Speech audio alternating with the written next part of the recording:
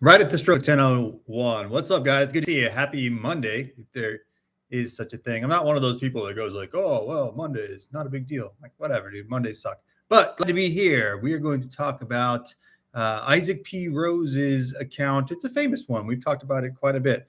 Am I like out of focus here? What's going on? Let me know if I'm like wonky looking more so than usual for you guys. But yeah, we're going to talk about 4 Years in the Rockies. It's a book that I've used a lot for several different episodes.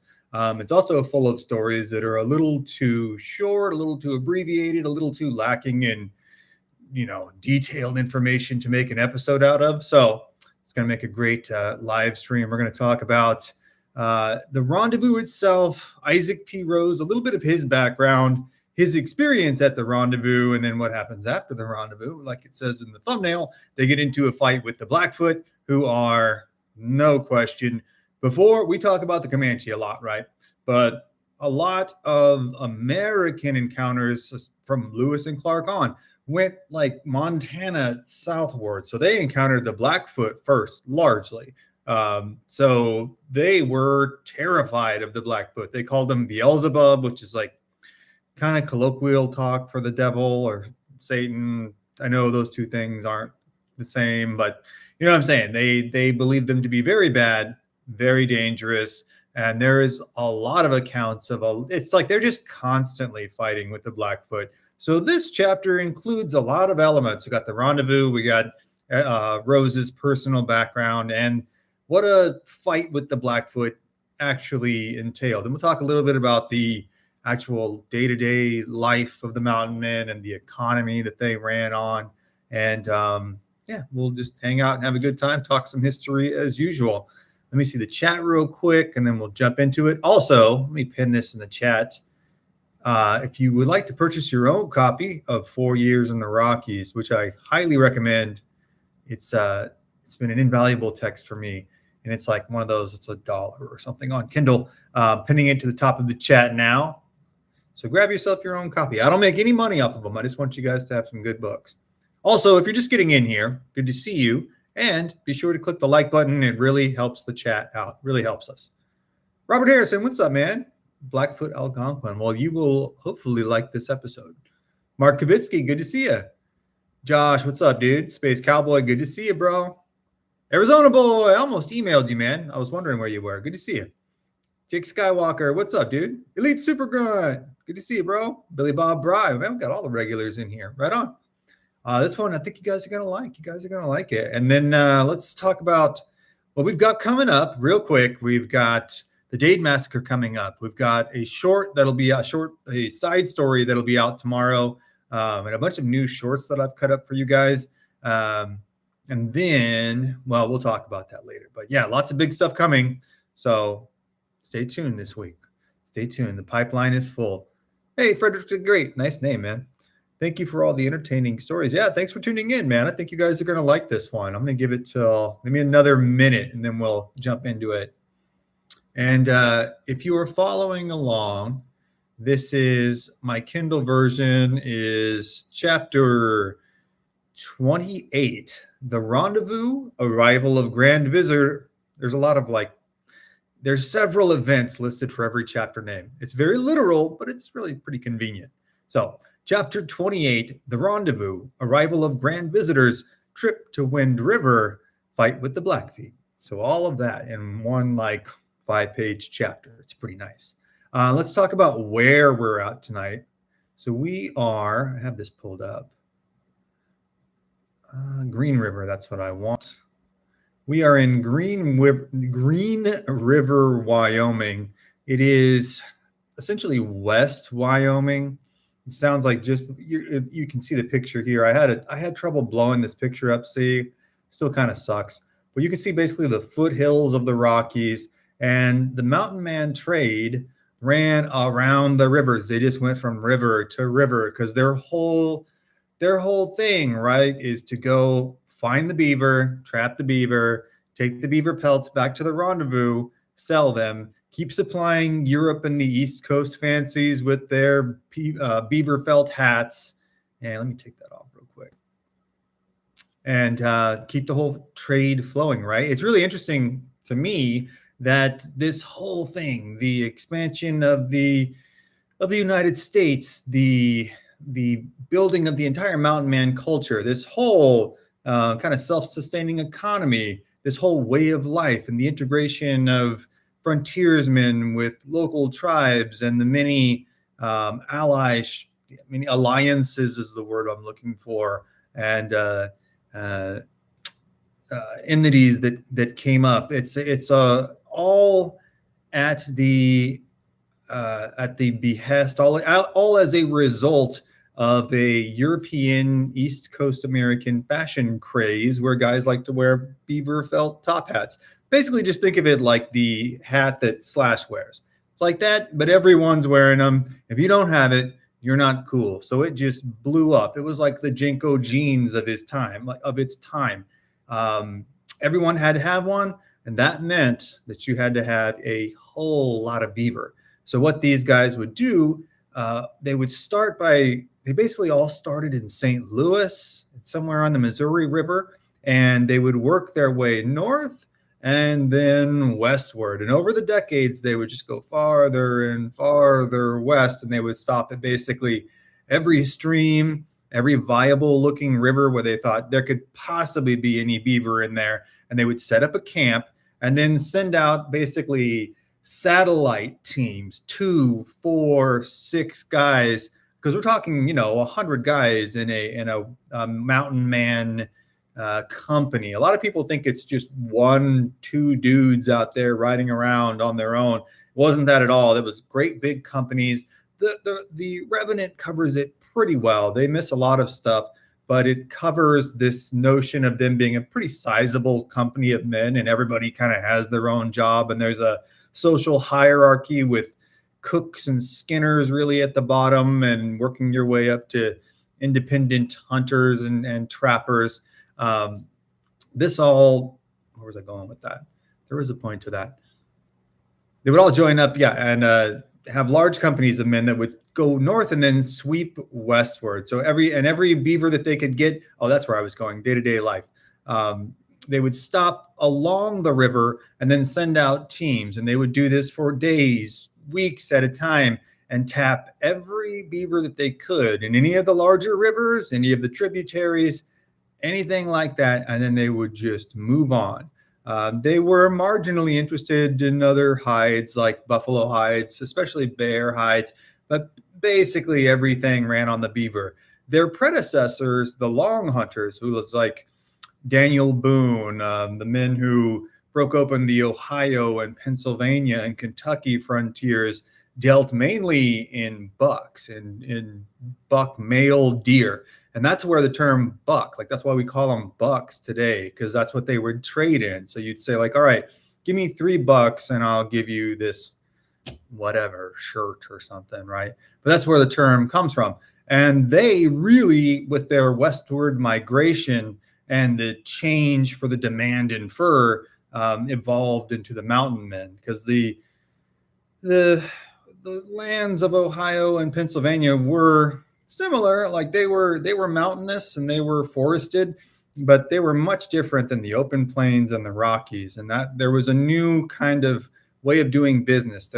These guys were learning as they went, but they learned pretty quickly to travel in sizable groups. And they learned that there were some friendly tribes, but the Blackfoot were not one of them. They took great exception to the mountain men being in their territory. Not so much that you're taking all their beaver. Like they're not happy about that, but it's more that you're encroaching on their territory. And this was a universal rule. This was for the Crow, for the Cree, for the Cheyenne at the time. It was like, this is our turf. You stay out of here. And anybody who encroached was really in for it. The Blackfoot were a very bellicose people. They had really gotten the horse later, as the horse kind of made a northward migration through North America. So they were one of the tribes that got the horse later on, maybe towards the 18th century, maybe late 17th century, really probably 18th century. But they took to it fast, and they, much like the Comanche, just exploded into this regional martial power that was the terror of not only the mountain men, but all of their enemies. And they are a recurring, almost every other chapter in this book, there is a mountain or a Blackfoot fight story, right?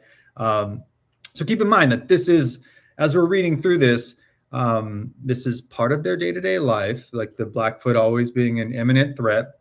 They're going to be arriving at the rendezvous. They've just kind of arrived at the yearly rendezvous. I believe this is 1837. So it's been around for about a decade. The rendezvous started in the late, mid 1820s.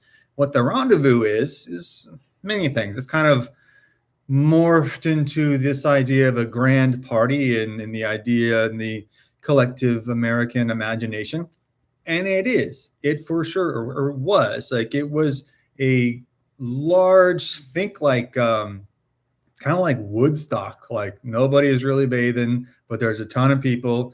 There's music, there's people getting pretty hammered. There's also games of all kinds going on. There's wrestling, there's knife throwing, there's target shooting, there's horse races, long and short distance running, like sprints. And then they would make wagers on, like, there's an account of a 6-mile run, I believe, where there was this scout for the Mountain Men that they named Little Blackfoot. He wasn't Blackfoot, but they named him Little Blackfoot. And he was like a legendary runner. And they bet all this money that he could outrun, I believe, a couple of a couple Shawnee, I believe, on a horse. And he ends up doing it. It's a whole thing, right? And Little Blackfoot's like the hero for the day. So there's lots of gambling going on as well. But the whole purpose of it is, well, it's twofold. Like, one is to give everybody a break, give everybody a chance to come in and commune with each other and say hello, and, you know, give the guys a chance to mix with some of the local ladies. You know what I'm saying? But also the main driving factor is that it's an economic opportunity. It's the chance that these guys have to bring in all the pelts that they've accumulated and trade them on the frontier. You're not going to take them all the way back to St. Louis or what else is around? Let's just say St. Louis or New Orleans or some city on the Mississippi, right? You're going to trade them on the frontier, restock yourself, supplies, ammunition, clothing, etc. You have to, everything that you don't buy, you're not going to find it back out in the field, right? So this was primarily an economic venture. But that said, I found it interesting in Rose's accounts and in many other, like, firsthand accounts, how, yes, there is a level of debauchery for sure. And there is guys having a good time. You'll read of, actually, we have an episode on Kit Carson's one-on-one shootout with, oh man, his name is escaping me now, a large Frenchman who was causing a lot of trouble at the rendezvous because he was hammered and just trying to fight everybody, right? So Carson challenges him to a horseback duel, ends up shooting him in the wrist and kind of makes his name on that. And the Frenchman kind of slinks back into his tent and behaves himself from there on out. But that wasn't the norm. It was a lot of pretty moderate behavior compared to what we would expect, right? There wasn't a lot of people being super hammered. There wasn't, certainly not a lot of cheating, not a lot of stealing, because that was very, very frowned upon. But a lot of it was just this kind of convivial, communal vibe, because life was so dangerous that everyone was kind of just happy to see each other. And also, it is an incredibly diverse crowd. The Mountain Men themselves were very egalitarian and very diverse. So you would see Frenchmen, Spaniards, Mexicans, later some Texans. I was a little bit late. The former long hunters, former slaves, like all kinds of people. It was an egalitarian society that was like, well, what can you do for me? They don't really care so much about any social or political hangups, because it's all about how can you help us survive here on the frontier. So that said, there were several tribes that were friendly tribes, the Shawnee, some Delaware. I'm blanking on some of them now. Certainly not the Blackfoot, but a very cooperative communal vibe, where local tribes would come in, and also an economic opportunity for them to trade their wares. Everybody wants to have a good time. Everybody wants to make a little scratch, go home with a little bit of money or goods in their pocket, right? And then be all set for the new year. So that's really the entire idea about the rendezvous. Now, Isaac P. Rose, who you might assume from the title, spent 4 years in the Rockies. This is about halfway through his tenure where he arrives at this rendezvous and he is injured pretty badly. He's been shot with a poison bullet. It sounds a little far-fetched, but it's true in some respect. How this was done, like how the bullets were made, I'm a little dubious on. But the Blackfoot would, in some capacity, somehow put some kind of venom. Either it looks like they extracted it from a rattlesnake, but they would drench their bullet in it or dip it in the powder made of this venom, and it would oftentimes it killed the other victim in Rose's party and just left Rose in terrible pain, not just from the bullet wound, but from the infection itself. So his entire upper arm is just useless. Sounds like he is in, let's say, like 8 out of 10 pain. He spent the last few weeks before arriving at the rendezvous just hallucinating in a tent, basically. Like they didn't really know if he was going to make it. He's kind of started getting his strength back. And then finally he decides that he doesn't want to miss the chance to meet at the rendezvous. So he drags himself in, but he's in pretty severe pain through all of this. So keep that in mind. And I'm trying to think if there's anything else we need to preface this with. I'm going to check the chat real quick, see if I missed anything. Oh, Mike holds a $10 super chat. Thank you, Coach. What's up, crew? Be bringing the OG crew back together for another live stream. Hot like that. Smite. Oh, yeah. Hit that like button. And shout out Rochester Adams Wrestling. Big time, man. Big time. My favorite wrestling team. OG crew. Second shout out like Bama and the crew. Absolutely. I haven't seen who's in here all yet. So I kind of got on my little bit of a tangent. So now also, if you have your own copy of 4 Years in the Rockies, now is the time to get it out. Let's see here. Is Happy Cappy in here? What's up, Happy Cappy? And thank you again, Coach, very much. Thank you, sir. I really appreciate that. Elite Super Grunt, sorry I can't drop no supers. No worries, man. No problem at all. Thank you for showing up, dude. I'm going to give these a quick scan and then jump into the story, and then I'll cover them all when we get done here. Thanks for making it out, though, Happy Cappy. Is Bama Deanna here? Let's see, Bama Deanna. She's our OG chat OG. We'll check as we get going here. Let's see. I think, okay, I'm going to dive into this when I get done with the story so I don't get too scatterbrained. Sometimes I have a tendency to do that. Oh, Josh, are we talking about this? This is actually worth kind of jumping into real quick. Great. So Josh says, our subject matter expert here for our tribal regions. Josh is so helpful. Shoshone, Crow, Arapaho, Nez Perce, Ute, Flathead, Mandan, and Hidatsa were all friendly with the mountain men in general. So that's any combination of those tribes would be at this rendezvous. It's a huge economic opportunity for them as well. What's up, Nick Citron? Good to see you, bro. I'm just scanning through. Yeah, make sure you hit the like. We got 30 people in here, 16 likes. Let's even that out. It really, really helps the chat. It really helps us get into the algorithm, which is like a big goal. I'm seeing the numbers grow. So the more we can start pushing this out there, the more people will get to watch. I think these topics are really cool. I guess, obviously, I think they're cool, but nonetheless. Okay, so, oops, need to get the chapter pulled up here. So without any further ado, we're going to jump into it here.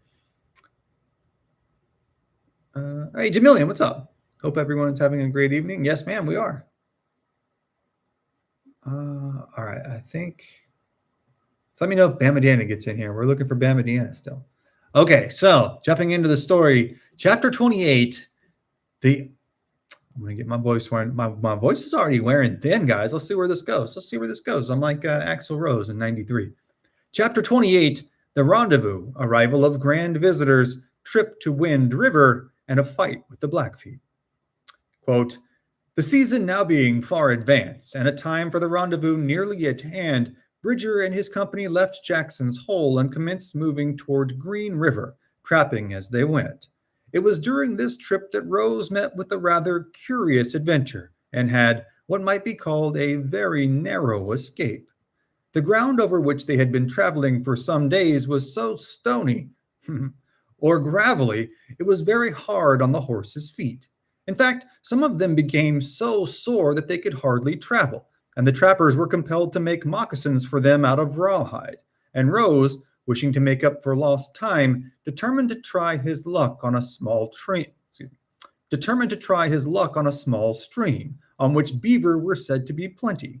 But the spot was known to be infested by Blackfeet, and a few of the trappers felt inclined to venture in that direction. So a couple things here that I thought were really interesting. First, they're putting like moccasins on their horses because the ground is so stony and rough. Second, one thing I did forget to mention here. Rose is in a competition with another trapper in another company for who can bring the most beaver pelts into the rendezvous by the end of the season. And I believe at this point, Rose is having a little bit of a trouble because of his arm. So some of the bros start just like kicking in a couple skins here and there. Like in the movie Rudy, it's not exactly like this, but in the movie Rudy, where all of his teammates come in and put their jerseys on the desk and they're like, Coach, if Rudy's not going to play, he can have my spot, which was apparently complete BS. That never happened. And it sounds like everybody didn't really like Rudy, but either way, it's kind of like that. And secondly, Rose is trying to make up for lost time. And he knows he's been doing this for a while. He knows that this is as dangerous as it gets, right? This is all to win a bet, ultimately. It's for, I think, $100 or something like that. But it's for big money. It's for big money in 1830s scratch, right? But he's going a little far here. He's pushing his luck, and he's gonna push it a little far. We'll see. Quote, as the horse belonging to Rose was too lame to travel, he started an old mule belonging to the company, and Rose says it was one of the most stubborn brutes he ever saw. Another interesting point here, a lot of the mountain men really preferred mules. Kit Carson swore by them, but anybody who's dealt with them will tell you they are certainly sure-footed, certainly very smart, but they are obstinate. It is very difficult to make them do anything. And Rose, in this instance, is very used to his horse, is used to riding a horse, period. So this is a whole new kit and caboodle for him, a whole new whatever, bag of cookies. Quoting again, no amount of coaxing, whipping, or spurring could induce it to get out of a walk. In fact, when he felt the spur touch his flanks, talking about the mule here, obviously, he would stop at once and commence biting at the rider's feet. But as the mule's hoofs were sound, Rose concluded that anything would be better than walking, which is a smart move for sure, but it's going to be a rough haul for this dude to ride a mule. Again, going back to the text, he felt convinced, however, that if chased by the Blackfeet, he should be compelled to leave the mule and trust his own legs for safety. Which is, like, to me, kind of funny. He's like, all right, man, like, if you want to work with me, that's cool. But the second I see some Blackfeet, if you give me any trouble, I'm bailing on you, and you're going to be Blackfoot food. Going back to the text, about 5 miles from camp, he shot a deer. And taking from it the fat ribs, he cooked enough to do him a day or two, taking the balance along in case he should need it. Not to stop too much here, but deer meat was popular, but you can see even here how they're really favoring fat. If you've ever heard of rabbit starvation, like RABBIT, it's a real thing where you can't survive on just rabbits. They don't have enough fat. So really, fat was prized more than protein on the plains and in the Rockies. They would take venison, but it's so lean that they would harvest the fatty parts first and then save the rest to mix in some form or fashion with fattier meats, often bear grease. Bears were like the tip top. They loved bears. If they could get a bear, they would save all the bear fat they could. Bear grease was used in everything from as pomade to cooking grease. It was just almost worth its weight in gold. But you can see here, like they're prioritizing the fatty cuts, and then the rest of the deer, not literally the rest of it, but several pounds, he just kind of stuffs in his bag and takes with him. Returning to the story, a little after nightfall, he reached his destination, and as beaver signs were good, he at once set his traps, hung his venison on a bush, tethered his mule, and rolled himself in his blankets and laid down in the bushes and went to sleep. Which is like, bro, you're really chilling just a little too much. He just kind of set up his camp like you would at a national park today and just knocks out for a second. How long he slept, he didn't know. He was suddenly awakened by the snorting of the mule, and springing to his feet, rifle in hand, he saw a large grizzly bear walking off with his venison, which was like, as I was first reading this, like, don't you kind of expect that's going to happen? Anyways, cocking his rifle, he was about to fire when Caleb, we've talked about this before, their colloquial name for the grizzly bear is Caleb. I don't really know why, but they call him Caleb, and I don't hate it. So if you hear Beelzebub, they're talking about the Blackfoot, and if you hear Caleb, they're talking about the bear. Continuing on here, I'll start from that. Cocking his rifle, he was about to fire when Caleb disappeared into the bushes. It being too dark to follow the monster, Rose again laid down and slept till near daylight, when taking up his traps, he discovered he had caught 4 good beaver. So you can tell the kind of rough life these guys are leading when they see a grizzly bear steal their food, and they're just like, whatever, dude, I'm just going to go back to sleep. You're also in the middle of Blackfoot country. Basically, everything around you is trying to kill you, and you just have a blanket, and you're just chilling. This is really, not to exaggerate or belabor the point, this is for real how these guys lived. It's crazy. While engaged in skinning, he then fancied... That's such a tough 19th century sentence to read. While engaged in skinning them, we're talking about the beaver. While engaged in skinning the beaver, he fancied that such a tough one, guys. While engaged in skinning the beaver, he fancied he felt... While engaged in skinning the beaver, he's skinning the beaver. He thinks he smells smoke. He fancied he smelt the smoke of a fire. There we go. And hurrying up the skinning process, he packed his traps and, mounting his mule, rode out of the bushes to a small hill close by. From the top of this, he was horrified to perceive a camp of nearly 200 Blackfoot Indians, not more than 200 yards above him on the stream. It still being dark, Rose had not yet been seen, and he immediately started for camp, expecting to hear the howling savages, author's words, not mine, on his trail. So this is about as bad as it gets. I mean, kind of like, listen, you already saw the bear. You should probably leave. It's probably a good thing for him that he didn't leave because he doesn't know where the Blackfoot are. But 2 football fields away, he's climbed up to the top of this hill. It's lucky for him that the Mountain Men start their work early. It was like de rigueur. It was like another day at the office for him. You wake up before the sun comes up. You go check your traps.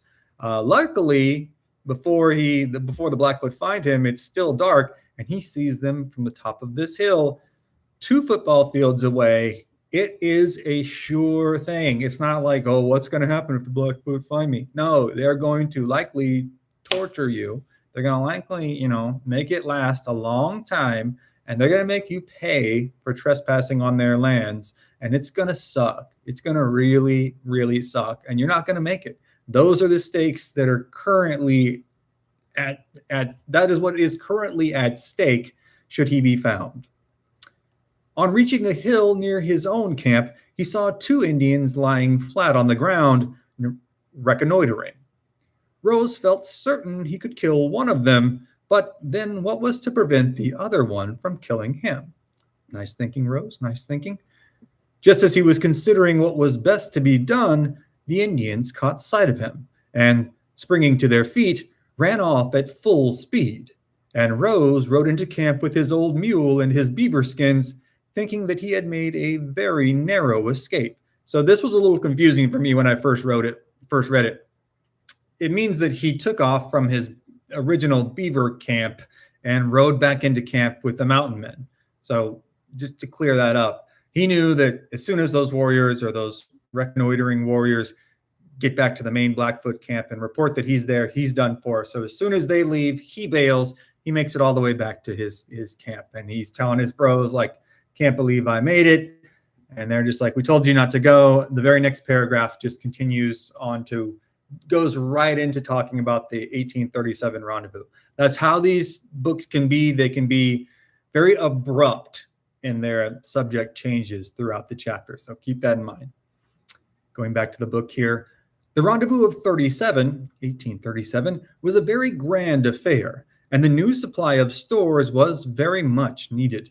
The company had done a great deal of trading during the year, and their stock of goods had been nearly exhausted for some time. In fact, the trappers had never been in as bad a fix since their trip to the Humboldt River. Their blankets were worn out, and their ammunition was getting low, and Bridger began to get scared, as an encounter with the Blackfeet under the circumstances would have been very dangerous. Stopping here real quick.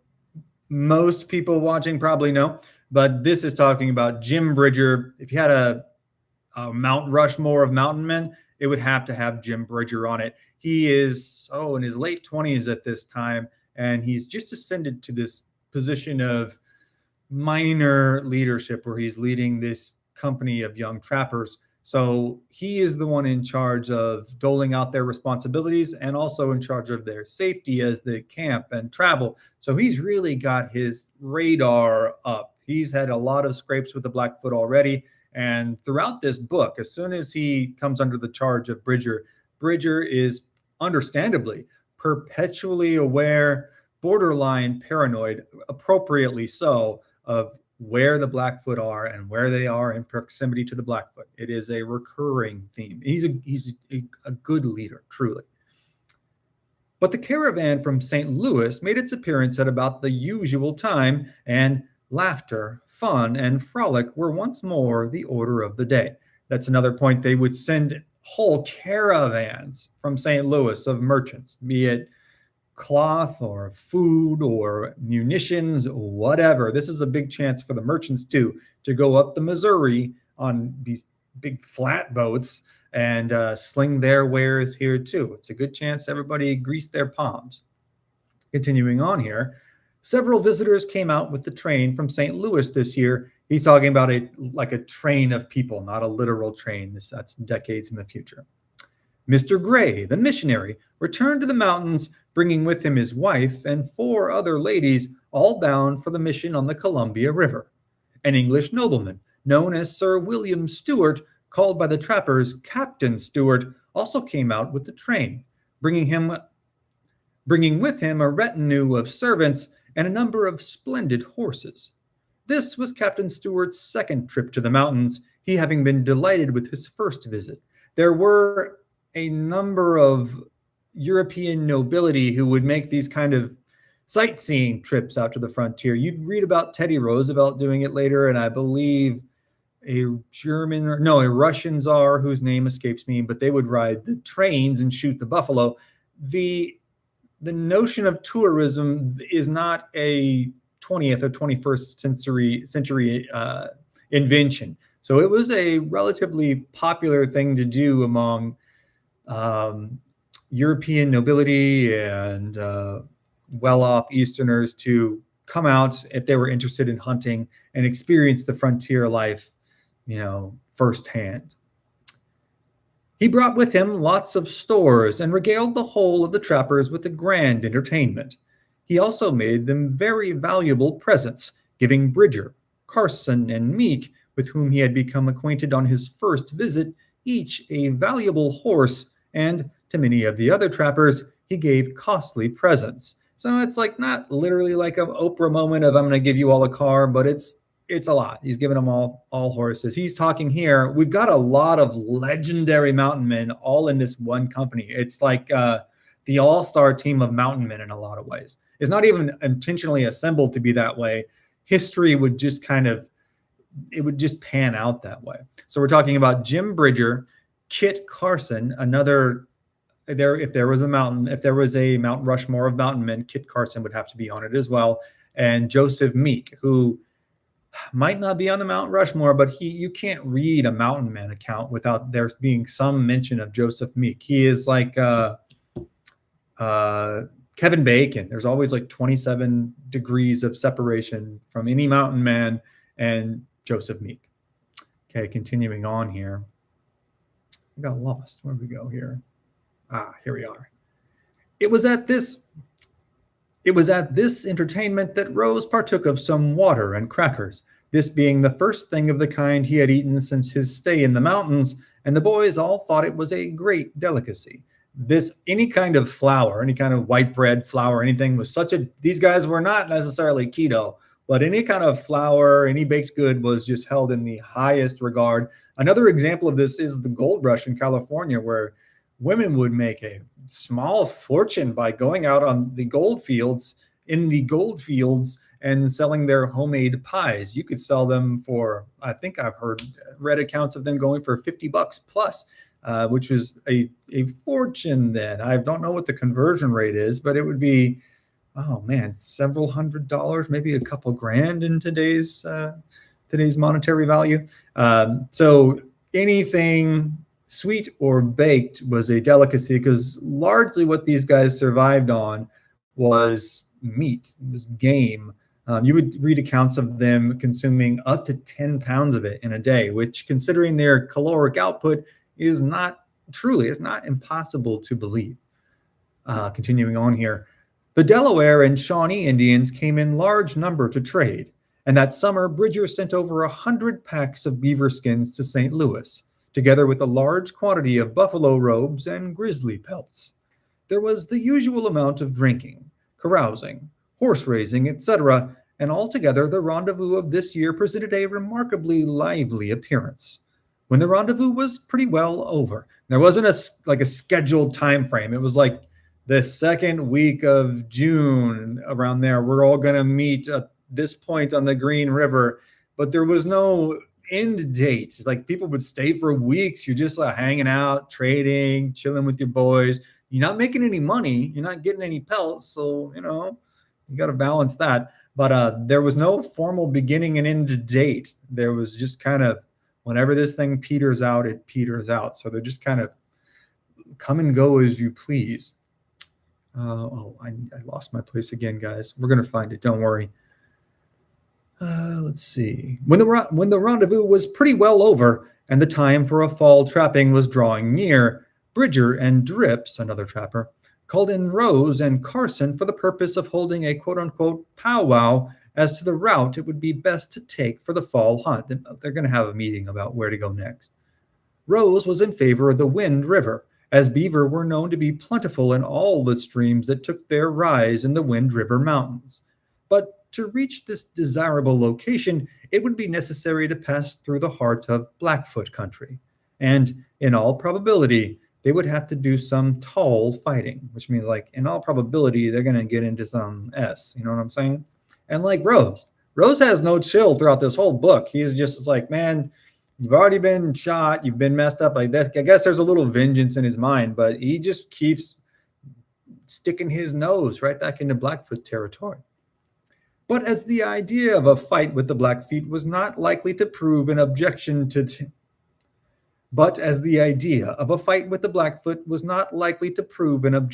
their taking that route, that, in fact, to many of the trappers it would be an inducement, it was agreed by Bridger and his partner that the Wind River should be the scene of operations for the first part of the fall hunt. So what he's saying real quick is a lot of the trappers are like, oh, there's going to be a lot of Blackfoot. Awesome. We've been wanting to shoot some Blackfoot. That's fantastic. This sounds like a win-win situation. These guys are insane. Don't underestimate, don't think that you would just be bros with the Mountain Men. They are cool guys. I think they're cool guys, like I said, especially for the 19th century. I think they're egalitarian guys. I think they're tolerant guys. I think they're entrepreneurial and creative and ingenious guys and very courageous guys. But they're insane. Just imagine doing this. My example or hypothetical is that if you were sitting next to this guy, he'd probably weird you out just a little bit. He'd probably make you a touch uncomfortable. So these guys are nuts. All things being now in readiness, Bridger and his company of men started for the Wind River Mountains, and nothing of interest occurred for the first 2 or 3 days. On the fourth day, however, Rose, Meek, and about 30 or 40 of the other trappers set out to travel up the river to headwaters, accompanied by that's such a 19th century sentence again. They set out to travel up the river to the headwaters, accompanied by the famous Indian painter Stanley, whose party was met with this fall traveling among the mountains. It means the Stanley had this like art expedition he was on, and then the mountain men kind of stumbled upon him in the mountains, and like they're like, well, you should probably hang out with us, because if you're just a painter, you're in a little danger. The party of I'm really summing that up, peripherally, so forgive me. The party of the trappers were a day or two ahead of the main camp when they found themselves following close after the big Blackfoot village that Rose had already discovered, which had recently passed over the trail, as could be seen by the usual signs. Also, by the dead bodies strewn along the trail, victim to that horrible scourge, smallpox. Again, a huge point here. So they're trying to catch back up with the large village that Rose has already seen, right? But they are literally finding dead bodies who have passed away from smallpox. So at this time in the mid 1830s is maybe the darkest point for many of the Plains tribes in terms of the impact of both smallpox and farther south cholera, which is they devastated an entire continent. It is hard to overstate. Oftentimes, well over half of a tribe would be lost inside of a decade, which is just hard for us to fathom now. But they are used to finding this by this time in the late 1830s. So you can see how it's just kind of mentioned in passing, like, well, this is just a thing that you find when you follow Blackfoot villages. Continuing on, the village was evidently fleeing to the mountains, hoping to rid itself of the plague in their colder and more salubrious air. Not long after coming on these evidences of proximity to an enemy, a party of 150 of their warriors were discovered encamped in a defile, or a narrow bottom, little canyon, enclosed by high bluffs through which the trappers would have to pass. So kind of like a frontier Thermopylae. Think of it that way. Seeing that in order to pass the war party and the village, which was about a half-mile in advance, there would have been some fighting to be done. The trappers resolved themselves to begin the battle at once by attacking their enemies, who were as yet ignorant of their presence in the neighborhood. So just a disastrous 19th century way of saying, we're about a half-mile away from the Blackfoot. They're in this little canyon. We're going to try to strike them before they know that we're there, because they're in a pretty good defensive position. In pursuance of this determination, Rose, Meek, Newell, Mansfield, and Labias commenced hostilities, meaning they charged the village. Leaving their horses in camp, they crawled along the edge of the overhanging bluff until opposite of the camp of Blackfoot, firing on them from the shelter of some bushes which grew among the rocks. But the Blackfeet, so I know I keep using Blackfeet and Blackfoot interchangeably. It does that in the text. Really, technically, the Blackfoot would come later with the Blackfoot Confederacy. So at this time, with this particular band, this would be the Blackfeet. Just wanted to clear that up. I'm aware of that. There is some discrepancy in the author's account here. Continuing on, leaving their horses in camp, they crawl along the edge of the overhanging bluff until opposite of the encampment of the Blackfeet, firing on them from the shelter of some bushes which grew along the rocks. But the Blackfeet, though ignorant of the number of their enemies, were not to be dislodged so easily, and after an hour or two of random shooting, contrived to scale the bluffs at a point higher up, and to get upon the ridge still higher than that occupied by the trappers. This movement dislodged the latter, and they hastily retreated through the bushes and returned to camp. So again, a mess, but it's a pretty cool story. The trappers start firing, and for about an hour or two, there's this battle where the Blackfoot are kind of pinned down in their village, and then eventually the Blackfoot go, well, screw it, let's go up that cliff that the trappers are on and up to a ledge above them, and then we'll have the high ground, and then what's up, fools? They start firing down on them, and the trappers are like, oh no, this sucks now, and then they run off into the bushes. So I mean, like, it would be a lot easier just to say it that way, but The next day, the main camp having come up, The fight was renewed, meaning the rest of the trappers arrived, and then they started charging the Blackfoot again. While the greater body of the company, with the pack horses, were passing along the high bluffs overhanging them, the party of the day before and 40 or 50 others undertook to drive the Indians from the bottom, and by keeping them engaged, allow the train to pass safely. So they're just making a diversionary attack. Basically, they're in this little ravine. The trappers are going to travel way up here, and then Rose and his boys are going to attack right here, distract the Blackfoot. The rest of the trappers can sneak around behind safely. Easy peasy, right? This they contrived to do, and after some heavy skirmishing, the Indians were compelled to retreat back to their village, and Bridger and his company continued to Wind River without meeting any further adventure. And that is the end of chapter 28.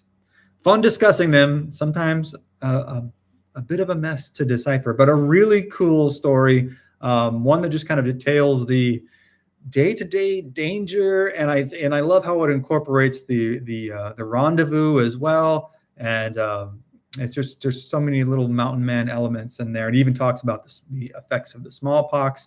So yeah, I highly recommend getting your own copy. 4 Years in the Rockies. It is not autobiographical. It is dictated to James B. Marsh by Isaac P. Rose. It's written in, I believe, like the first, I don't know what the English term for it is, but it's written as though James Marsh is talking about Isaac Rose. So that's interesting in a lot of ways to me, because a lot of times the autobiographical accounts are firsthand. So, this is a nice change of pace. But let me know what you think about the story. Let me know if you have your own copy of 4 Years in the Rockies, and I'm going to scroll through these chats. Bamadiana, what's up? Better than Matt Walsh. Thank you. Good to see you. We were just talking about you. We were hoping you were going to show up. I love Brandon's videos. Thank you very much. Thank you. I love making them. Hit the like button. Yes, if you're in here, hit the like button. Not enough fruit and veg, yo. Oh, you talking about the Mountain Men or talking about me, Nick Citron? You'd be right either way. I don't know. Vegetables are kind of a deep state scam, if you ask me. I'm just saying. I'm only half kidding too. Probably Three Forks. Are you talking about the location of the rendezvous? Yeah, it would change year to year, but it's usually in the same general vicinity. Okay, I'm gonna go. I got a lot of chats, so I'm gonna scroll back up.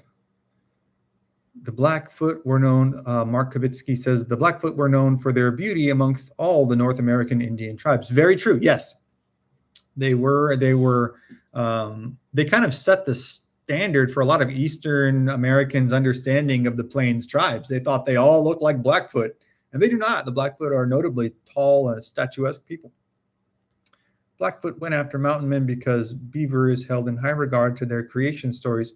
Yeah, I've heard a little bit about that, but my general understanding, I love to have these conversations, by the way. So I'm just letting you know my understanding of it was that they didn't, the beaver, they're not happy. Don't touch the beaver, dude. No, don't touch my beaver. What are you doing? But they seem to be more angry about the encroachment. But that's very interesting. Okay, so there was a spiritual connection with the Blackfoot and the beaver. I'm going to withhold my jokes there. Moving on. Also, Mountain Men didn't ask permission to hunt, trap, pass through. Disrespectful, Yeah, no question. Now, they didn't trespass at all times. They had lots of alliances with different tribes. But no, they were just in the business of making money. They weren't in the business of empire building. So they weren't trying to go, settle these lands, so to speak. They were just out there to make that cash. So whatever, they didn't care. You'll see them go into the Californian government. They do the same thing to the Mexican government. California is Mexico at the time, and Jedediah Smith and his boys go through the Mojave, where the Mojave tribe attacks them because they're like, you're trespassing, and then they're like, oh, sorry, and they run away, and they kill a bunch of their guys there. The Mojave kill a bunch of their guys, and then they get into California proper. They get to Los Angeles, then San Gabriel, and then they work their way up into the San Joaquin Valley. And the whole time they're trespassing, and Smith just keeps giving excuses to the local governor and the alcaldes, going, oh yeah, we're kind of stuck, but we're going to get out of here as soon as possible. Oh, I'm going to leave my guys here and I got to make a big long trip. But as soon as I get back, we're going to take them and we're all going to leave. Just like months and months of excuses. And then they put him in jail for a while. They hold him, they interview him. It's a whole thing. But yes, they're legitimately trespassing on Mexican lands, and they don't care at all. They're just like, whatever, man. Like, we're just here for the beaver. Nice. That'd be a great t-shirt. The fight was over an Arapaho lady that Kit Carson wanted to marry. Yeah, you're talking about the French shootout. I've heard different accounts. That's one of them, though.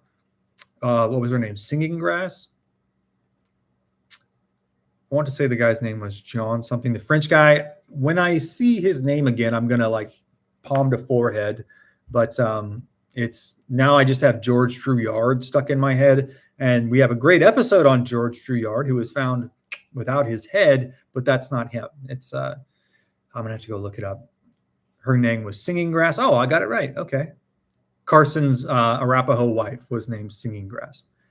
He would basically, to my understanding, kind of bail on her and then marry Josefa in New Mexico, and became a practicing Catholic in order to marry her. Arizona Boy says, I've been fishing the ponds up in northern Arizona. Right on, man. I need to get some fishing in myself. Let's see. Bullets had ridges and conical and dented base. This is where the poison was encased. Yeah, no, for sure. I'm just kind of confused. Isn't maybe the right word. Maybe dubious, but I hate to say that. I'm not dubious about the existence of the poison bullets. I'm dubious about the accounts of how they were made. Because in the poison bullet ambush, an episode that we did 6 months or so-ish ago, the account from, actually it's from 4 Years in the Rockies, is that the Blackfoot would have a rattlesnake bite a chunk of bison meat, like fill it all with venom. And then they would dehydrate that and crush it into a powder and then put that on the bullet, if I remember right. But it just seemed like, okay, well, that's not impossible, but it doesn't, I don't know. I don't know if that can happen or not. Let's see. Long time listener. What's up, Mo? Justin, good to see you. New to the live, so welcome in. Welcome in. We these are fun because we get to talk a little more casually, obviously, but in more detail about the stories that we cover, and we get to cover stuff that just doesn't make a full episode. Let's see. Got to take care of those pipes, HOKC. No, that's this. I'm trying, man. I'm on the who takes care of their voice? Axl Rose protocol. I don't know. Mick Jagger. I don't know. I'm taking care of the pipes. I'm taking care of them. Don't worry. Never heard of Matt Walsh, I don't think. Yeah, Matt Walsh is a host for the Daily Wire, I believe. Something like that. Can't track a moccasin horse. Is that why they were doing it? I mean, you could, right? Just from like the indentations of the prints, I would imagine. But that's the only account that I have, and I'm not, surely it's not the only time that it's happened, but where they actually put quote unquote moccasins on their horses' feet. I only saw part of that. Wow, we got 42 likes and 42 people in here. That's what's up, guys. That's what's up. You guys are the best. Apparently the Blackfoot got pretty rowdy and upset when people ventured onto their Three Forks, and they managed to run Kit Carson and a few other guys off at one point. Yeah, they were just, listen, nobody liked trespassing, but the Blackfoot did not play around. My voice is kind of starting to scratch out tonight, guys. I guess I've been talking a lot today. I have the side story should be, let me check, do I have any messages from the editor? It should be done. So I should be posting the side stories if at the latest tomorrow morning. Yeah, it looks like tomorrow morning. I don't have anything from the editor yet. So side stories is coming. The Dade Massacre. What I'm going to do is cut it. It'll be cut like the side story. So it'll be a little bit more dynamic. I'm thinking about maybe recording it live here But I don't know. Like sometimes when I mess up and I'm recording the scripts, I get a little Western. You know what I'm saying? There's a couple 4-letter words dropped here and there. Let's see. Let me know. Do you guys want me to record an episode live, though? Would you guys be interested in that? I'd have to do it at like noon. There's a lot of chats, guys. If I'm missing your chat, put it back in the bottom of the chat now, and I'll see it. 1837, just Josh, that's great input here. 1837 and 1849 were catastrophic epidemics. Cholera wiped out half the Cheyenne in 49. Yes, and that obviously, well, I hate when people say obviously, so excuse that. But that coincides with the gold rush. So as there was this, mass migration to the West Coast, all the lands that they passed through on the Oregon Trail, you would just see the tribes along those routes, which was a lot of times the Cheyenne, just devastated because of the proximity that they were now in to the whites passing through.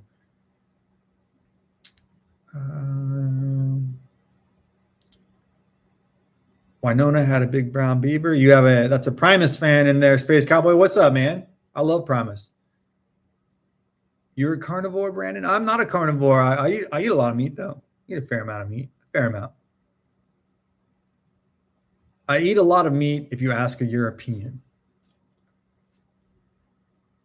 First-hand accounts are my absolute favorite. Yes, me too.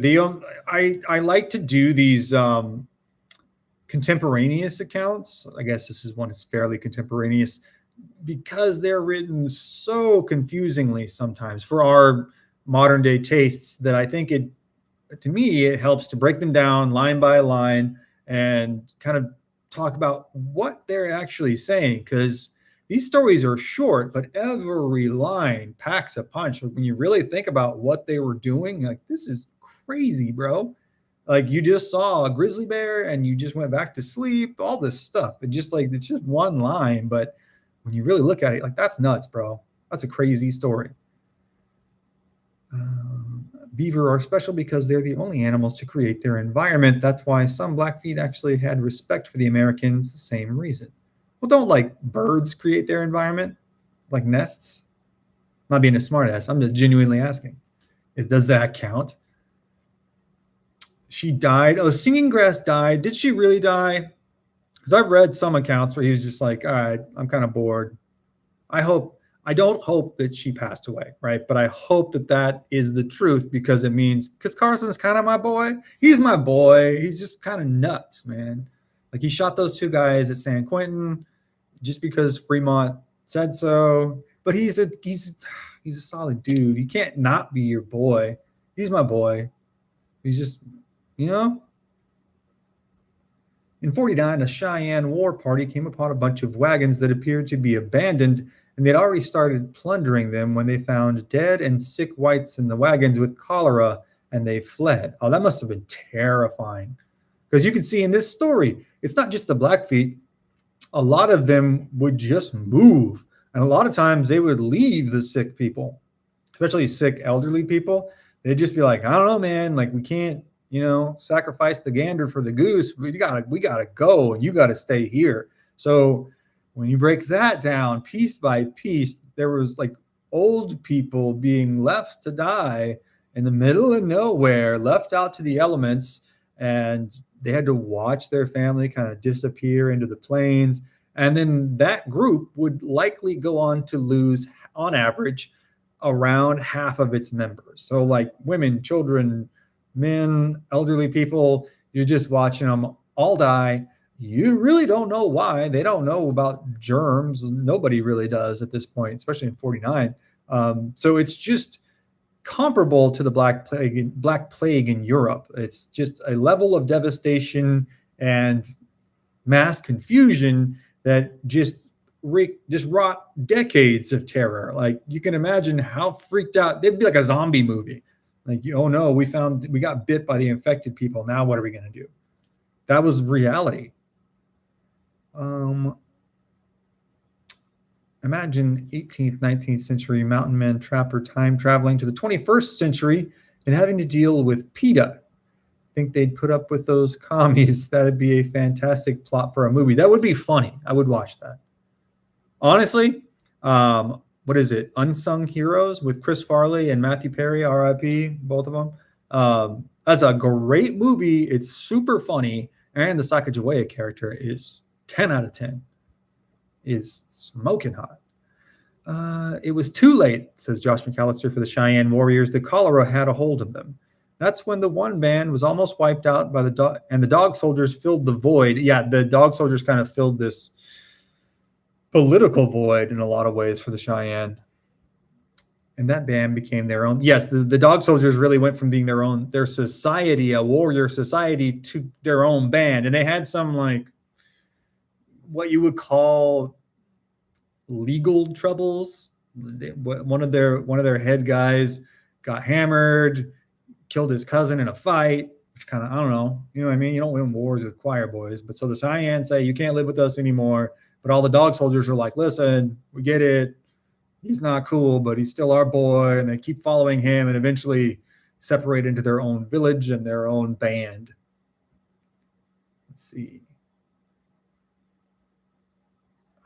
Singing Grass died, and not long after that, the daughter that he had with Singing Grass died. Okay. I'm glad that, like I said, not glad to hear that, but I'm glad that he did not leave them. That's always been a suck in my craw. So good to hear that. He had one child died by, like, falling in a vat of soap or something, right? It was just terrible.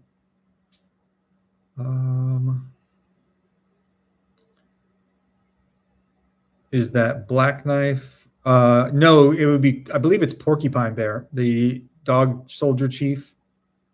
Porcupine Bear like to party, baby. How many dog soldiers could Bruto take on? 6. Let's say 6. Sacagawea was fire. I believe that's true, dog. I believe that's true. Let's see. Which we mean, obviously, with all due respect. We mean this with all due respect, with a profound sense of reverence. Sacagawea was a hottie, and it's just how it is. Elite Super Grunt says, what is your email? It's history@theokcorral@gmail.com. Let's see. Yeah, hit me up, dog. I think I'm caught up. What are we at here? Oh, we're already at an hour. All right. I'm trying to keep it relatively brief so I can go post this. I should have it back, but I got to post this side story tonight. You guys are going to like this one. We read this live, but you guys will like the short version too. The Herman Lehman's first raid with a Comanche. That's another book. Highly suggest everybody checking out. 9 years among the Indians. Herman's term, not mine. But that's another one. Every chapter is just nuts, and every line, if you just take it line by line, it's like, what did this guy just say? This old boy is crazy. CBC says Sacagawea in Almost Heroes. I mean, I think in real life too, but yes, in Almost Heroes. Whoa, man, that came out when I was like 10 or something, and I was like, okay, I get it.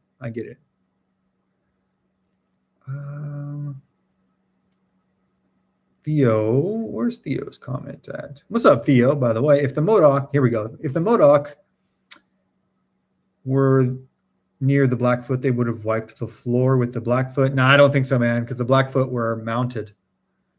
The Modoc were awesome. If the Blackfoot had to go to the Modoc's area, they would struggle against the Modoc. But if it's the Modoc in the Blackfoot's area, I don't think anybody on the Northern Plains can take the Blackfoot. Modoc is a small tribe from Northern California. Right, yeah. What is Modoc's a small tribe in Northern California. Really like northeastern California, which is like, I'm from California and we have no idea what the hell's going on out in north.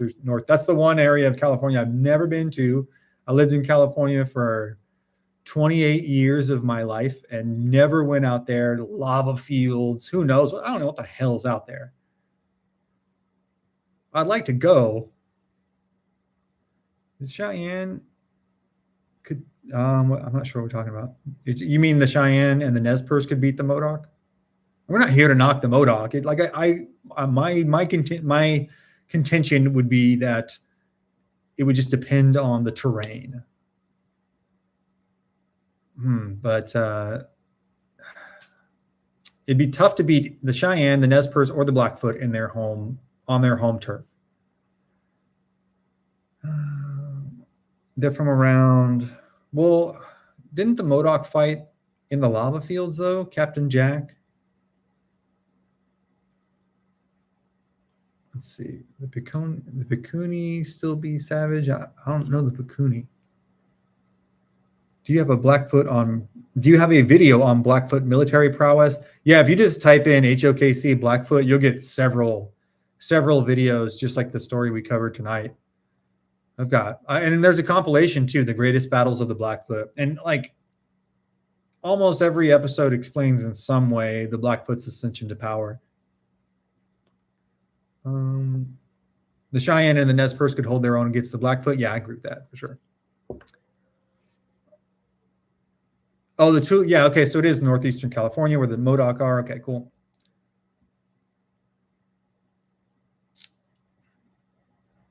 Let's see. The Tule Lake. Yeah, I'm getting my California lakes mixed up.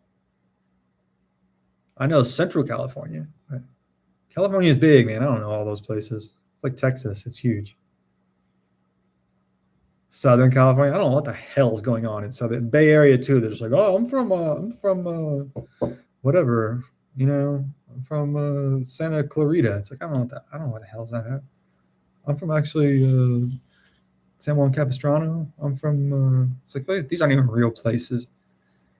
Mountain Chief told a story about a huge battle with the Cree where he killed 10 plus as a 13-year-old. Yeah, man, that jogs my memory. I have read that. Let me see if I can find that for a live reading at some point. Let me write that down.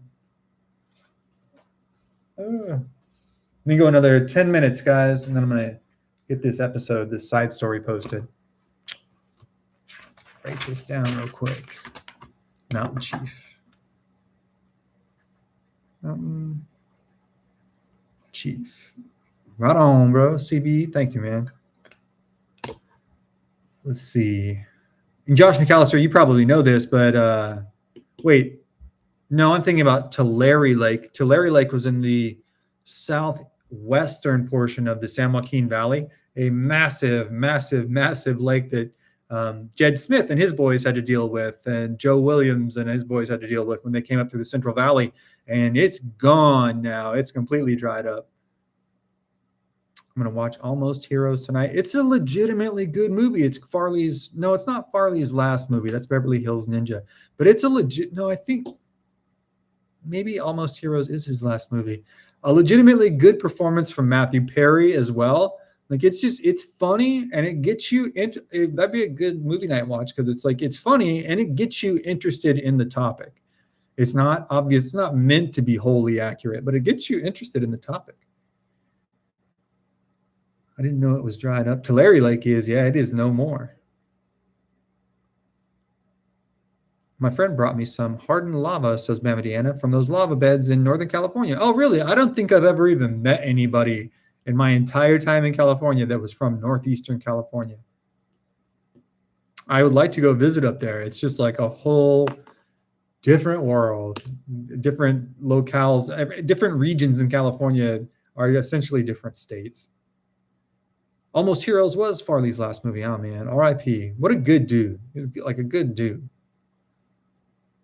I watched Multiplicity last night. I remember when Multiplicity came out. I was a really little kid, but I remember the Michael Keaton commercials. That movie was hysterical. I've never seen it. I was just a little kid when it came out, so I'll check it out. I will. Yeah. There's a lot of 90s movies I haven't seen. Multiplicity. Let's see. I like Pizza Steve. You don't fix stuff. I love that movie. Pizza Steve? I don't know Pizza Steve. Tokoloshi, morning, you lot. Morning.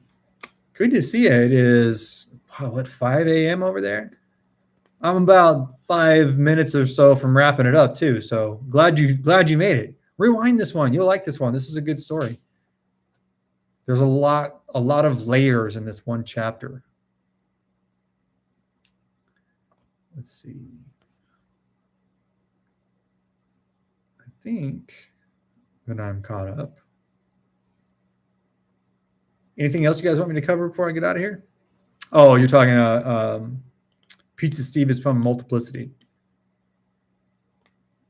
You gave up on Meriwether Lewis. I did not. No, I've been researching it as I write other stuff. I just got into reading these stories, so we can still do that. I'm writing it down right now. Meriwether Lewis mystery stream. Keep in mind, I've said this before, but I am the only me and the editor, but I'm pretty much the only guy doing everything. So if something falls through the cracks, yeah, just remind me, because I have this subject and that subject and this subject, and I don't know if I've been formally ADHD. I don't think so. Too mentally strong, but I think I get a little distracted sometimes.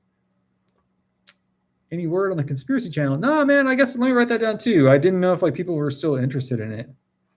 Conspiracy channel.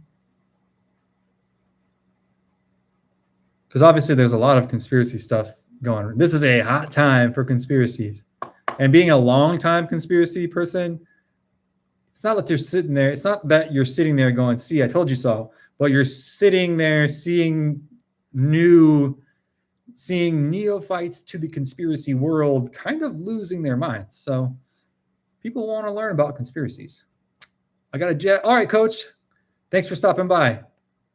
And thank you again for the super chat. Have a good day tomorrow. Hopefully y'all are starting freestyle season.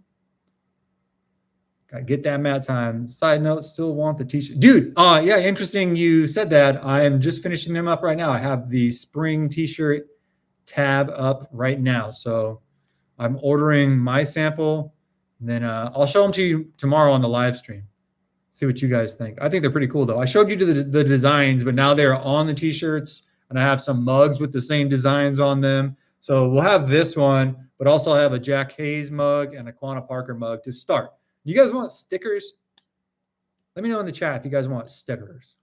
I can just offer them anyways, but I was going to put stickers up because they look cool, but I thought, I don't know if the HOKC crowd is super interested in stickers or not. I don't put stickers on my laptop, so yeah, stickers. All right, cool, dude. Yeah, it's no problem to add the stickers. I just thought, I don't know, maybe you guys wouldn't be interested at all. Stickers. Cool. Yeah, right on. We want rolling papers. Maybe in the future. Listen, I'm in Texas, so obviously we're talking about using the rolling papers for tobacco, but it would be a cool look, right? It'd be a cool flex, like HOKC lighters. We had a guy win a state title and a guy and another runner-up in freestyle, or when did this happen? Or at state, right? I think you're talking about at state because we talked about that before.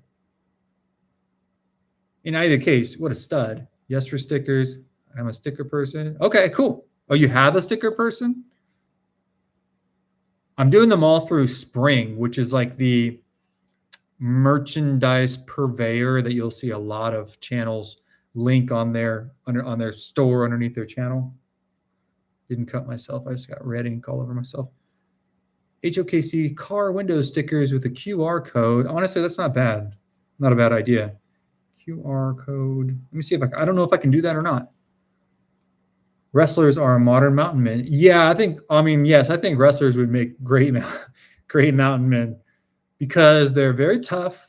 They're resilient. They're ingenious people, right? But they also should be removed from society as far as possible. So it'd be a great job for them. For freestyle, awesome, dude. Every year, I've been meaning to say this.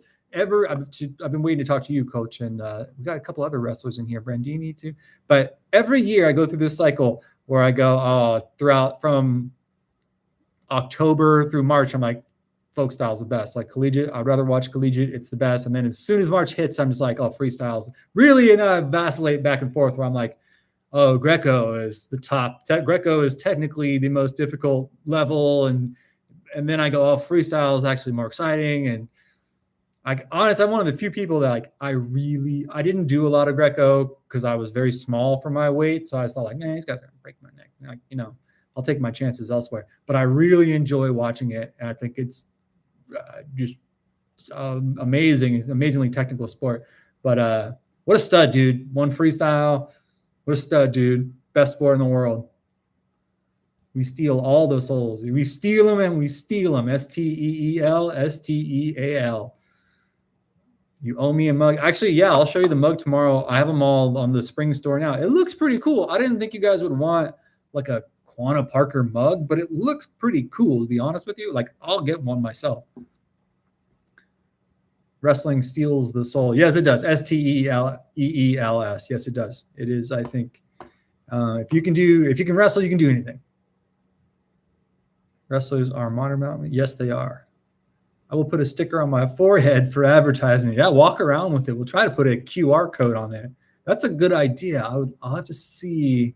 I'm new to spring, so I'm just seeing what it will let me do and what I can do with it. But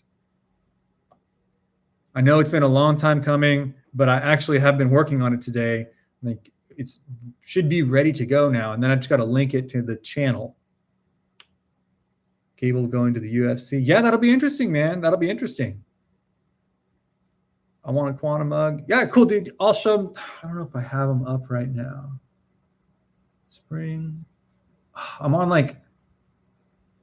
I'm such a neophyte. Yeah, I'm just gonna get lost. I'll have to bring them up beforehand because when I go to the Spring website, if you work for Spring, your website, if you're on right now and I could talk to you face to face, your website's a little tough to navigate. So tomorrow I will bring them up. I was too worried to get dropped on my head for Greco and freestyle, so I'm with you on that. HOKC Zippo. Dude, lighter would be cool. All right, I'm gonna put that down. And yes, I mean, and I even at the time, like I graduated in 04, I at the time was like a Karelin secret fan. Like you could not in America be a Karelin fan. And I was like, come on, bro. I was always looking for tapes of him. Now you can find him. I've watched hours of Karelin tape on YouTube, but you could not find it. And all I had was this recording of the 2000 Olympics where there was like his lead up, a couple of his matches before Gardner, and then the match with Gardner. And there's this super dope little promo that Karelin cut. I'm glad that Rulon Gardner won, but I did not like how he won. Wasn't a fan of that. And I don't think it should, you know what I mean? It's unfortunate that counts as a loss. Like Karelin, man, maybe the best. I heard the Jackson movie was legit. Yeah, dude, that's a good one for the Conspiracy Channel. I dodged a hammer one time. Does that count? Yeah, I think it does count. Has anyone seen the Michael Jackson movie yet? I heard it's 10 out of 10. I'm an unabashed, unapologetic Michael Jackson fan. I have been since I was a kid. So I will be watching it. I like that shirt idea with Quanah on the front. Oh, they're dope, dude. I'm happy with the way these turned out. So I'll show you guys tomorrow. It's designed to be like a 1970s tour t-shirt where it has the guy on the front and then all of their battles listed on the back.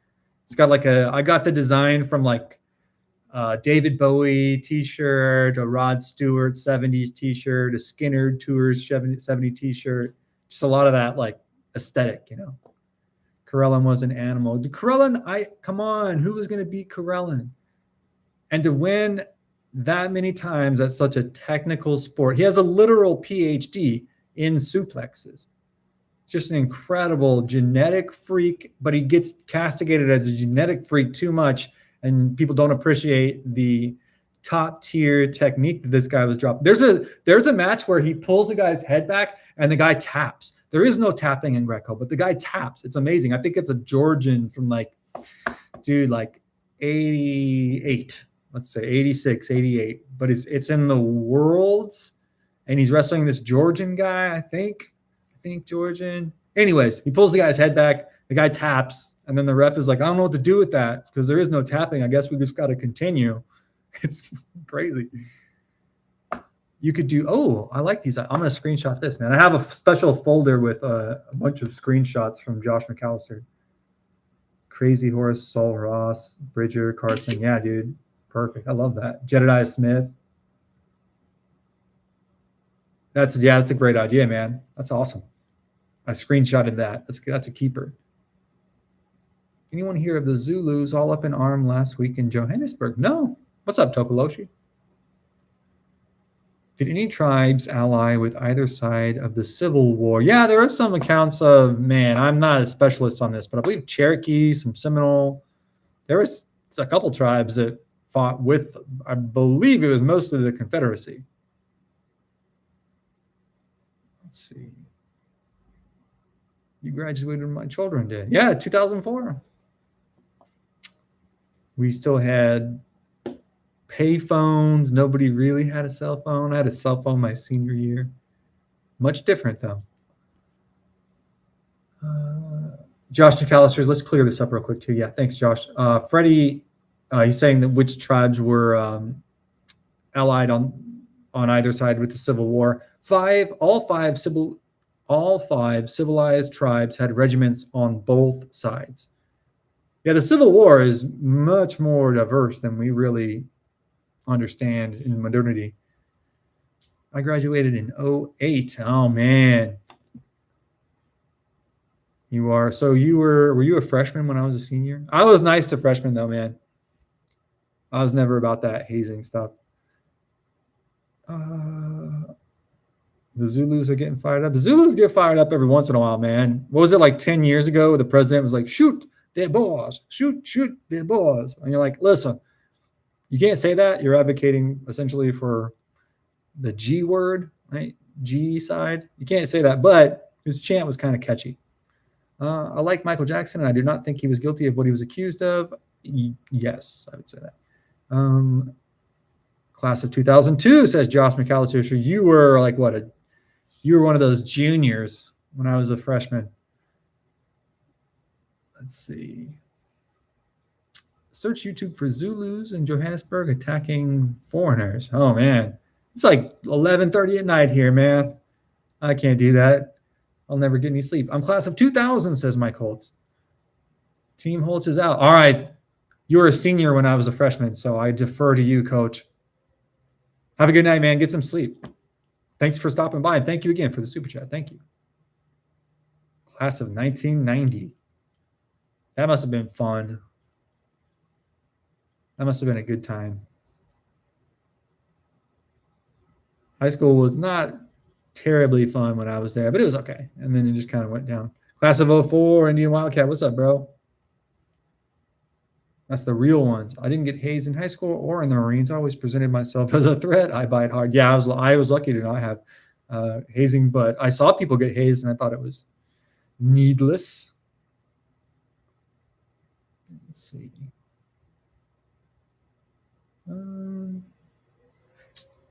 so much older than all of you guys. I don't think so. I think we have several. I think we've got all ages. I think there's some people that are very young and some more experienced members here, and some of us are like right in the middle. Old is a state of mind, anyways. Let's see. All right, guys. Wow, we're already at 90 minutes almost. Awesome. You had a cell phone. My daughter had a baby. Hey, honestly, that's not bad. America needs some babies. Some of us are on the pre-old fart stage. Well, I don't know what that means, but I'm not there. I don't know what that the pre-old fart stage. You mean like an old fart? I don't know what that means. You're only 16 years older than me, and that's not long at all. No, and I'm like, I don't know. Millennials are in kind of a weird spot because we grew up with a lot of weird stuff. So I don't know. I don't have a lot of trouble. I don't know. I get along well with all generations, I think, hopefully. Nobody F'd with me either. I'm the kind of guy you can look at and you just know that if you come pushing me, I'm definitely pushing back. No question. Says Josh. I'm not pushing you, Josh. I think I look like a person that you could definitely push, but you know, I'll make it clear you shouldn't. Don't push me. Excited for the new short story. Yeah, you're gonna like it. Well, it's about Herman Lehman. So if you've read his book at all, I think you'll, if you know anything about Herman Lehman, I think you'll be excited for this story. I'm 53, says Space Cowboy, but none of these, like even when I was a kid, like 50 was like, oh, I guess that's older. Now like 50, it's not. I hate when people say, oh, it's the new 40, it's the new 30, but like kind of everybody is just much younger than they used to be. The Creeks are tough. Oh, the Creeks are tough. The Seminole had some troubles with them. Let's pull an all-nighter. Oh, man, I got to call it before a couple more minutes because I got to get this short story done. And then I got to get the Dade script like fully finalized because I'm going to voice it over tomorrow. Let's see. You're always on a treadmill here. I love the treadmill, but you're always like, I got to get the next thing out. Good story tonight. Thank you very much. Yeah, it was a fun one. I want to do some more Mountain Man stories. The Red Stick War blew my mind. Yeah, I'm going to do some episodes on the Red Stick War.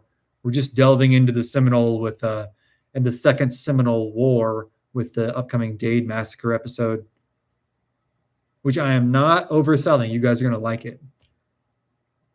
Let's see. I was born in 1984. Goodies never say die. I was born at the very, very, very tail end of 85. So really, I have more in common with the kids from 86, but I get to have the 85 on my license. All the tribes were pretty badass in their own way for the most part. Oh yeah, absolutely. Just to survive out anywhere on the North American continent is amazing. Creek, and we hold our own, I reckon. Yeah, you guys did. You're a fighting people, sir. NorCal is beautiful, especially around Shasta. Oh, Shasta's crazy, man. If you want to get into conspiracies, look up Shasta conspiracies about like the tunnels and the aliens and stuff. I'm not an alien guy, but Shasta's crazy. I tried climbing Shasta when I was like 14, and I basically like fell off the mountain. Didn't do too well.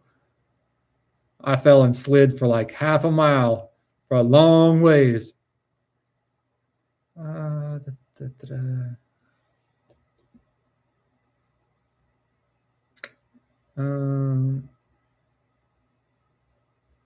think I'm caught up. My birthday is... Oh, your birthday is Wednesday? We'll try and do a birthday stream, man. Let me write that down so we'll remind everybody. Josh. B-Day. Wednesday. Cool, dude. Well, early happy birthday to Josh.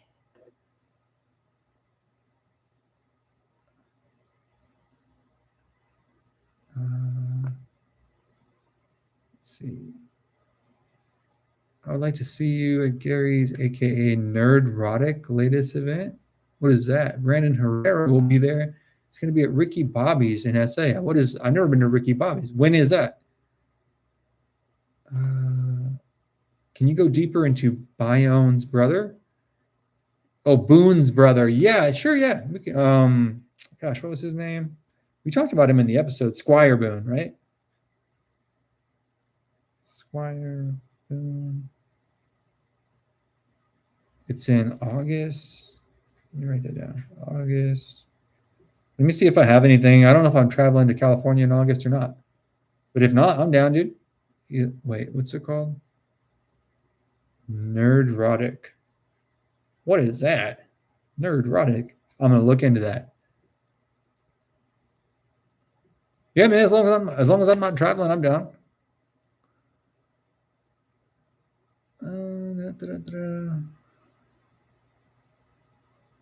Okay, yeah, I got Daniel Boone's brother. You guys want to talk some more about him? So we'll cover that next time. Yes, Bama Deanna. Also, yes, we have not discarded the Meriwether Lewis episode. We will get, that's a more involved one. I keep like getting into, I keep working on the episode, the actual episode, and then thinking, oh, I'm just going to, let's pick a story because I don't want to delve too far into Meriwether Lewis tonight. What do you think of the revised Western history coming out recently, especially about Custer's death? I don't know. I'll have to look into that. I defer all Custer information to Siobhan Fallon on YouTube, an amazing subject matter expert, Siobhan, Siobhan Fallon, a fantastic author who's written a number of books on the Battle of Little Bighorn and can break each part of the battle and each participant of the battle down as dozens of videos on it. It's a great channel, great books. And so just whatever she says would be my stance on Custer. So I'll have to look at what the revisions are. I wasn't familiar with those. I am an alien woman. Well, let's say you're an angel, not an alien woman. Nerdrotic is a gaming podcast. Oh, I didn't know that. I've got it written down, so I'm going to check it out. Oh, crap, Brandon. I don't know what that means. That's not good. What do you mean, Happy Cappy?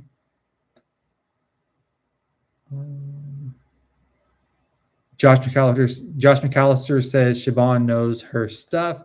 Very excellent, thorough, and impeccably researched. Yeah, absolutely. I'm trying to figure out how to start doing interviews because I'd really like to have her on for an interview about any aspect of Little Bighorn. Guys, I mean, like, go check out Siobhan Fallon. If you like Old West history.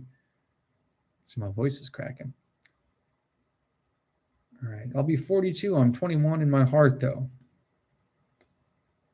says Josh McAllister. Is anyone else drinking tonight? I'm drinking coffee. Nerdrotic covers comics, movies, and shows. Okay. I'm going to check it out. Even if I don't know who he is, I'd be down to go in August. I just don't know like where I'm going. I think I'm doing things throughout the summer. I'm going back to California. I'm trying to take some trips for you guys.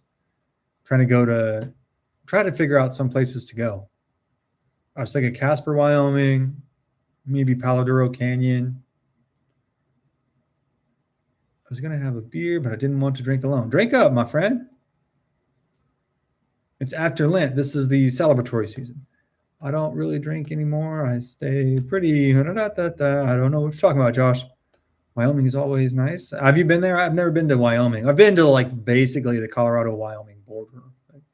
There's a really interesting story about the namesake of Casper, Wyoming, and the namesake of Fort Collins as well. So I'd like to go up to that area and kind of talk some about that. And the Rockies as well. That'd be fun. Maybe Donner Pass. I don't know. I'm going back to Cali.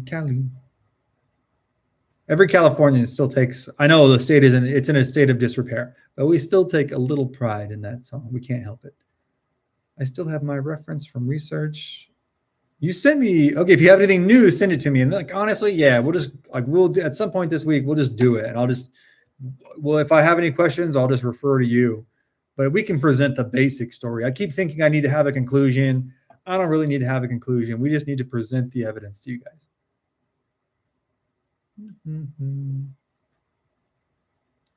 Going up the country, that's where you want to go. Allegedly killed by crazy horse in the Platte Bridge fight. Who are we talking about? Casper Collins. Yeah. I don't know if he was killed by crazy horse or not, but he supposedly took a arrow right through the forehead. Gnarly. Let's see. Jamilian says, I've been to Wyoming on vacation. South Dakota was great also. You've been all over the plains. I would be, oops, oh no, I got ink on my hand. Well, I can live with that. Yeah, I've never been to Wyoming, never been to South Dakota, and I talk about them all the time, so I need to go. Space Cowboy, that was Country Joe. Yeah, going up the country. Wait, was that? No, that was Canned Heat, wasn't it? Going up the country? I don't know. Have you ever watched Dead Man with Johnny Depp? No, I have not. Dead Man. Is that where he's a writer? Maybe I've seen that. Dead Man. Yeah, that's Canned Heat, right? That's Canned Heat. Going up the country. I have yet to visit Hugh Glass's grizzly attack site in South Dakota, but someday I'd love to. Yeah, that's one place I'd like to go to. Because in the movie, it's portrayed as like the forest, and it's really kind of like open rolling plains, if I understand it right. If I ever make it to Montana and Wyoming, I'd probably never leave, to be honest. Well, go on up. It's a free country still, you know. It's like the independent Sundance kind of film. I don't know if I've seen Dead Man. I'll have to look it up. All right, guys, I'm going to call it a night so we can get this episode up, and then we'll have the side story up for you guys tomorrow. We will have shorts every day. I got ink all over myself. Episode out Thursday or Friday. It's looking like.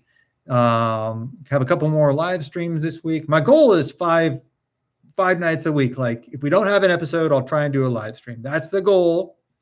We'll see how it works, but I'm usually pretty good with it. So that's what we're shooting for. Thank you to everybody for tuning in. Stay tuned. We've got lots of big stuff coming up. And yeah, I really enjoy these. So I'm really always glad to see you guys. I will post about the next live stream tomorrow. And yeah, God bless. Have a good night. And we'll talk to you all soon. See ya.